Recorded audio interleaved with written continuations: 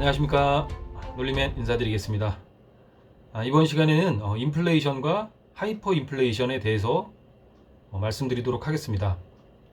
제가 지난 그 경제위기 동영상에서 금년에는 대규모 정전 사태라든가 셧다운이 발생할 수 있다고 했는데 벌써 세계 여러 각국, 특히 미국 이런 곳에서 정전 사태가 발생을 하고 있습니다.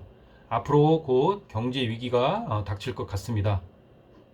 그럴 때는 현금이라든가 유동성에 대비를 해서 현금 자산 이런 것들을 많이 확보하고 대출이라든가 무리한 투자 이런 것들은 줄여야 되는 그런 상황이 오고 있습니다.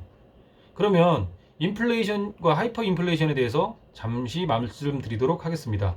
인플레이션은 돈을 많이 찍어냈기 때문에 돈의 가치가 떨어지고 자산 가격이 상승을 하는 것입니다. 우량 부동산이라든가 주식, 금, 은 이런 것들이 상승을 하는 것입니다. 그래서 제가 과거 동영상에도 은테크를 하라 이런 동영상도 만들었었습니다.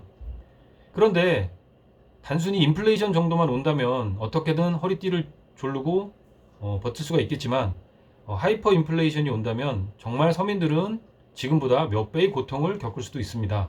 하이퍼 인플레이션이란 통화량이 너무 많아서 물가가 몇 배씩 오르는 것입니다. 지금 비트코인, 집값, 금값, 은값 다 오르고 있죠. 또한 물가 역시 오르고 있는데 이 상황에서 다시 또 몇 배가 더 오른다면 우리들의 월급은 예를 들어서 300만 원인데 물가가 계속 그렇게 오른다면 우리가 그 현금을 가지고 살 수 있는 것은 아무것도 없게 되는 것입니다.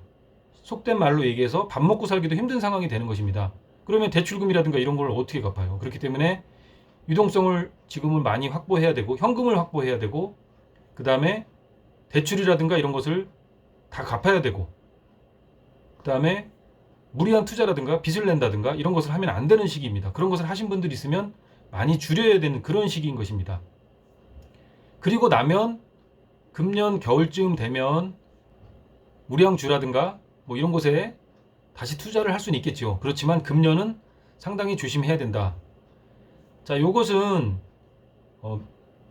미국의 자산 인플레이션 이거 그래프입니다. 근데 보면은 2009년부터 2018년까지 10년간 가계의 실질소득은 5% 상승에 그쳤으며 현금의 가치는 23%, 금리는 5분의 1 수준으로 하락한 반면에 대도시 주택가격은 60%, 2009년 3월부터 아마존 주가는 무려 43배, 애플 주가는 31배 상승하였다라는 그래프입니다. 그러니까 무슨 말씀이냐면 서민이 살 수 있는 방법은 우량주라든가 우량한 부동산 이런 곳에 투자를 하는 방법은 맞는데 왜냐하면 매년 연 13% 정도로 통화량을 증가시키고 있습니다. 그래서 돈의 가치는 계속 하락을 하고 있어요. 그러면 돈은 늘어나는데 그 돈은 결국은 부동산이라든가 금, 은 또는 주식 이런 곳으로 몰린다는 것이죠.